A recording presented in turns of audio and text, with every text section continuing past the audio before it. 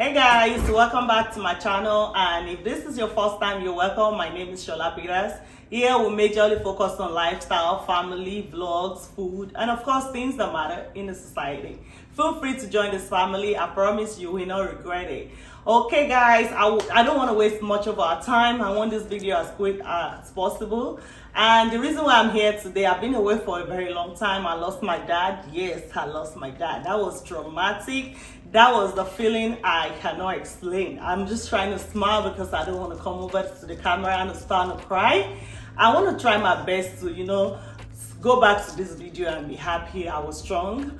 And okay, I lost my father on the 10th of March, and I decided to do this video the same month, the March, before March actually passes. Okay, so this is like a tribute. I want to talk a little bit about my dad. If I spend an hour, if I spend the whole day, I'm not going to finish talking about my dad. He was a precious person to me, the best of the best of the best of the best of the best of the best of the best of the best father in the world. Trust me when I say this, I meant every word that I said. He is the best. Nobody, I want to repeat this, nobody can actually compete with my father. My father is the one that takes care of us like more than himself. He loves us more than possible. He do a whole lot of things to us that I'm not going to lie to you. This man, I mean, nobody is perfect, but he is almost there like a perfect human being. Nobody dare joke, toy around us. He take care of us like we meant like his breath. You know how you feel like your kids are your breath? He's always there. He was always there. He helped my mother. He loved us. He sent us to school. We lived a life of like a rich kid. I was not. We were not rich. We weren't. But we lived the life of a rich, kid. I thought we were rich when I was really much younger. I am an asthmatic patient, guys. But hey, everything is always everywhere. It wouldn't even want us to sew Gary, but I love to sew Gary after school. You know how middle-aged, average family people do? Come back from school, sew Gary and drink as lunch. No. My father will pile up the house with cornflakes, the likes of sausage. We eat a lot of goodies from growing up, plantain, margarine. Everything is always in the house. You will think like, is this a supermarket? And we are not that rich people. We don't even belong to that class. But hey, we have everything. It will take us to school every day. It will still give us more than enough allowances to bring us back to school because it doesn't pick us home.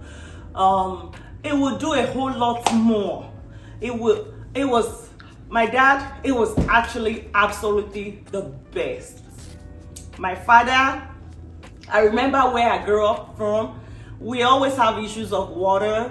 Unlike this day that everybody have boreholes in their houses, we only get water supplies from the water corporations, and this lasted probably for a few times the reservoir in your house can take. And the moment we run out of water, my father would take those 50 liters jug. They call them keg container, whatever you call it. He will put it in his car, load up his car, go to far away, like you're traveling, to get water. And then you will see him. He was a very huge man, like tall and hefty. And then look, grabbing the water for my mom. It will not let my mom go around the street trying to fetch water. My father.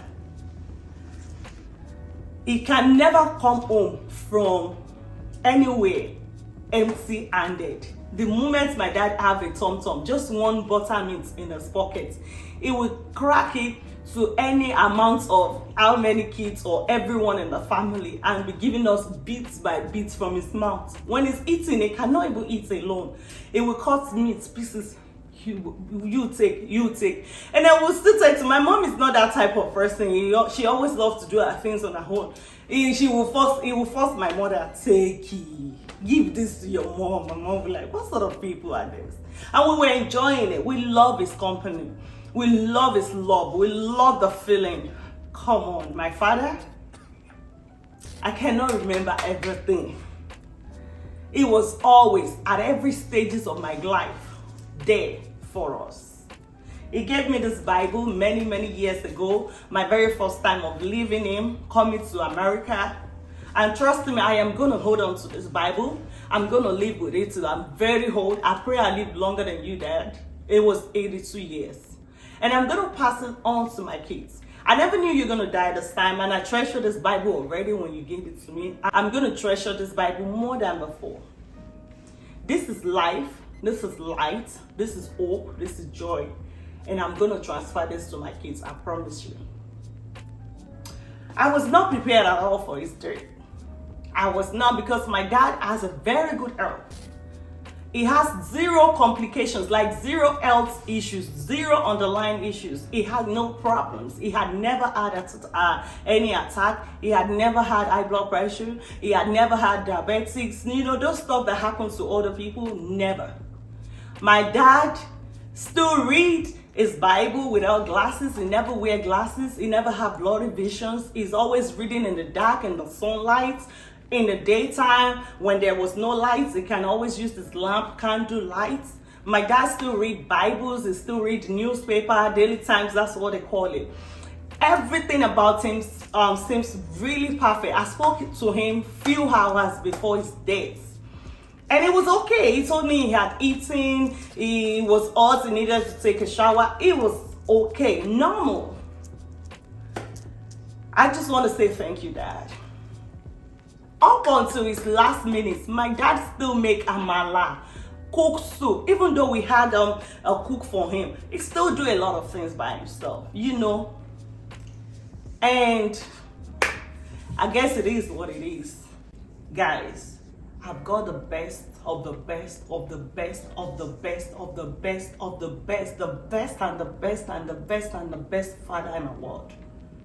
Nobody, I repeat, nobody can compete with my dad. Never. I cannot possibly talk about my dad in 10 minutes or less. I've got the best of them all. We weren't rich, like I said. It would take us every weekend, either to the bar beach, the beach in Lagos. We don't live in Lagos. We travel to Lagos because we were in a Djibouti. It would take us to Lagos. Either Lagos or Ibadan, to the amusement park. So we do every other weekend. And the weekend we don't go, it will take us to the boutique to shop. It will take us to barber shop. We have one barber shop in Djibouti. It will still take us to barber shop in Lagos, Ibadan. And in Lagos, it will take us to Leonard's. We buy shoes from the boutique, we buy clothes. While we were little, from the boutique, my dad will pamper us. He has never raised his hand. What am I even saying? He has never raised his voice at me. This is not just me, it also applies to every of his children. To Van Gogh, my dad has no other wife. He has never beat me, never raised it. He will never even be angry at you. Because whenever my dad is angry, you cannot even tell if God is smiling face. In his anger, my dad will be like, smiling still. That is the reason why I said I will not cry in this video. And guess what? When it was gone, when he died, I was on the video call looking at him. I was like crying and screaming, take him to the hospital, because he died at home. He's probably still alive. Everything still felt fresh, and it was still smiling. It just felt like he slept, like it was asleep. I pray God helps and comforts every one of us. I love you, Father.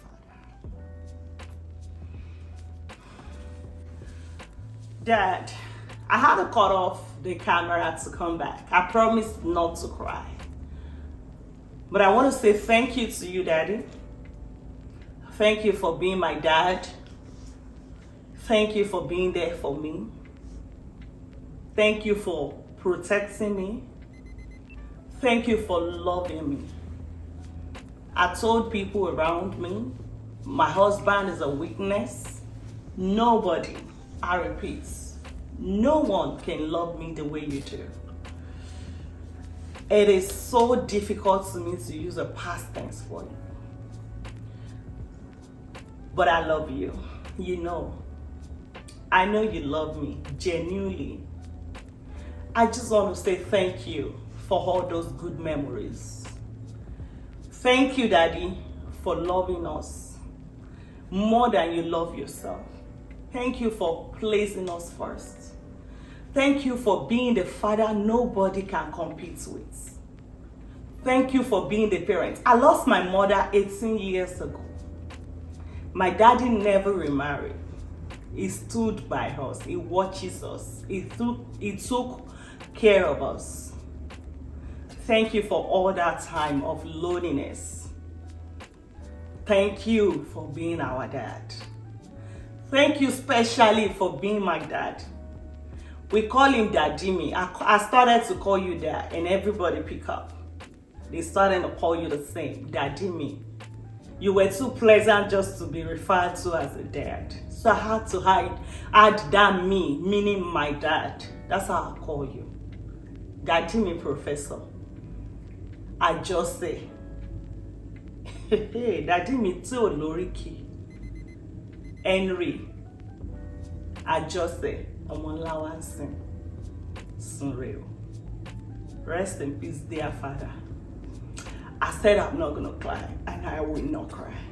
I love you with all of me. I love you. Rest in peace. Guys, if this is good or not, I'm not gonna edit it. I'm not gonna do anything. I have tried my best. I've been trying to do this video since it passed. It's almost 3 weeks, and I'm just gonna leave it like that. This is the best I could right now, Daddy. But I love you. I missed you. I have a lot of questions. You were okay, agile, full of life before the minutes that you died. But I could not question God. I just want to say, rest in peace to the dearest father ever. I love you. Still, I am older like you to see you again.